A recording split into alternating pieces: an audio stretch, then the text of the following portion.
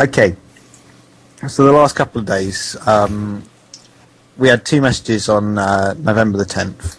November the 11th is another gap day, as is the 13th, we believe, and the 14th, 16th and 17th. So a couple of them, we've begun to hear the start of the message, and then it's been drowned out by static, so we can't be sure what actually happened. And it's been interesting. On the evenings, Lade's receiver has definitely been receiving a lot of static and a lot of commercial broadcast interference. And it's interesting how as we've changed through the year, the propagation, as of course the Earth tilt changes and we get more darkness, has drastically changed Lade's ability to receive in the late evening. While Danix in Poland is still long able to receive when Lade reception is blocked.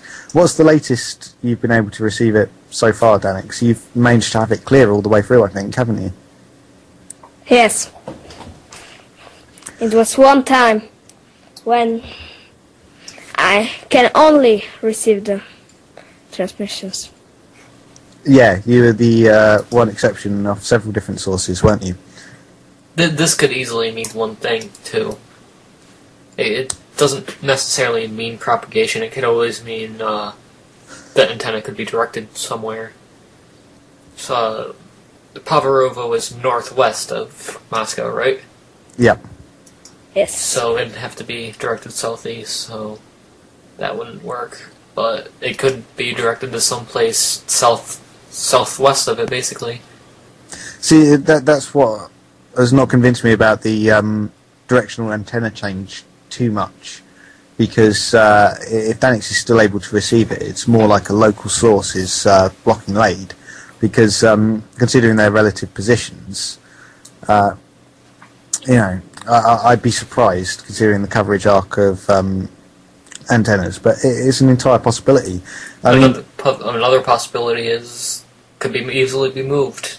The transmission site could have been moved between the outage site times. Yeah, it is extremely true. Yeah, it's one of the things we're wondering is, has that been happening? This is what's going on with UVB. We're still having the outages and pauses today. Today's November the 19th, and this morning and this afternoon we had 2 exact 2-hour outages of the buzzer, where no buzzing at all. And that leaves us curious. With exactly 2 hours, and 2 of them, that's deliberately done. It's timed, it's planned. It's like they're doing it for maintenance or changing things or experimenting in some way. I'd really like to put together a new triangulation attempt.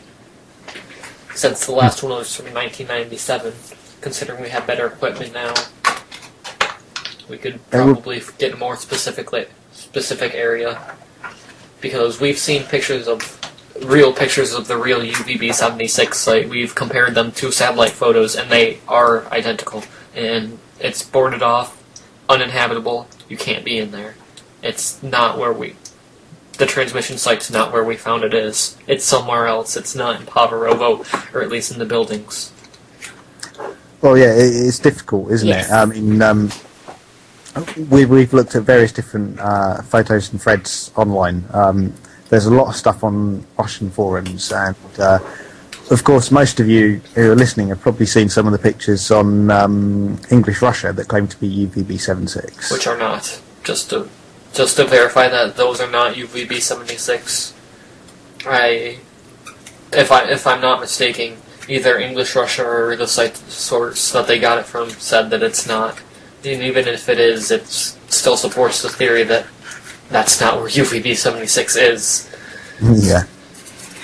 I mean, we can pick up the general location, because we do get good reports of people all across Europe, and we know it is still roughly in the Moscow northwest area. So if it has moved from its original location in Pavarovo, is that how you say it? Pavarovo. Pavarovo in Russian. Well done, Danix. That's showing off. I can't do that. Can't roll my R's like that.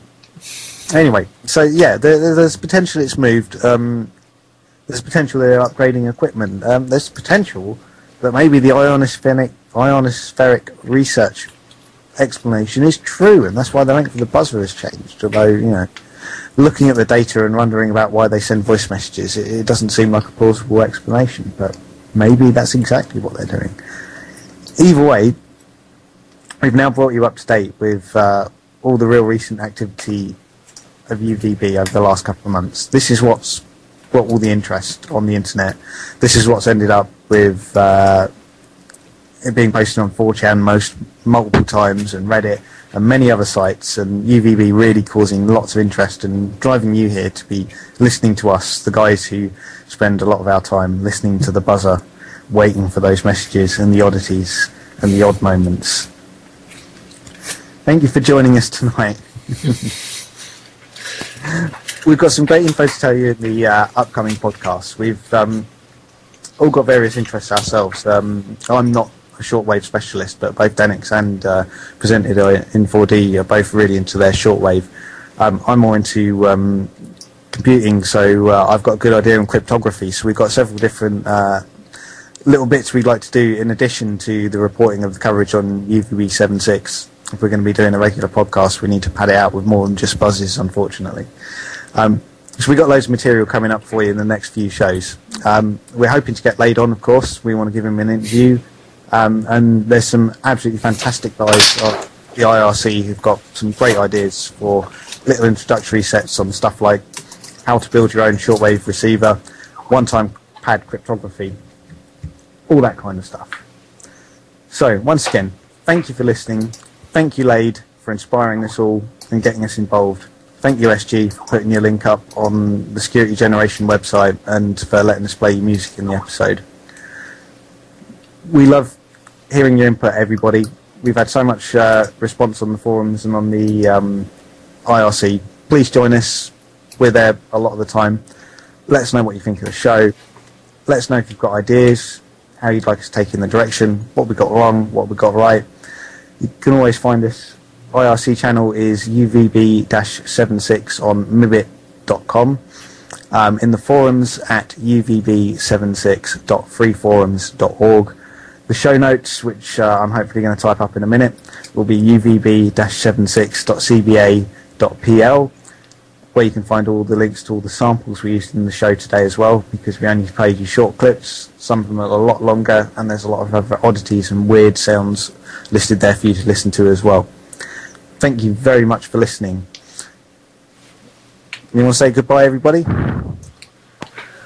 Alright, thanks for listening, guys. Thanks for listening. See ya. Right, we're going to play you out with an appropriately Cold War themed song back from the 80s. If you don't know it, Google it, look up the lyrics and find out what it's about. And also, Presented made a little surprise for us, hasn't he? Now, if you're any experienced or maybe even inexperienced shortwave listener, you've often probably heard the sound. It's slow scan television. It's been used for probably 50 years now. And we made ourselves a little sort of QSL card. So after our fun song, get out your MMSSTV or whatever you use to decode your SSTV transmissions and take this one, print it out, hang it on your wall, show it to your family and friends. Right, that's it. That's the show. We're done. Goodbye, everybody.